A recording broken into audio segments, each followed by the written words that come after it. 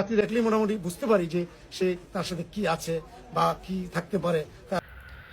আল্লাহর ওয়াস্তে সরকারকে আমি বলতে চাই, এই যে দরবেশ বাবা, এই যে জ্যোতিষী, কুতুবের আব্বানি, সব চাইতে সব কিছু সে।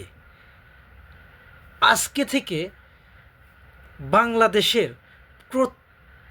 অন্তর্বর্তীকালীন সরকারকে অনুরোধ করব, প্লিজ বাংলাদেশ শাহজালাল আন্তর্জাতিক বিমানবন্দরে যত স্ক্যানার মেশিন আছে সব স্ক্যানার মেশিন আজকে থেকে উঠাই দেন। সম্পূর্ণ নিরাপত্তার চাদরে ঢাকা সব কিছু উঠাই দেন।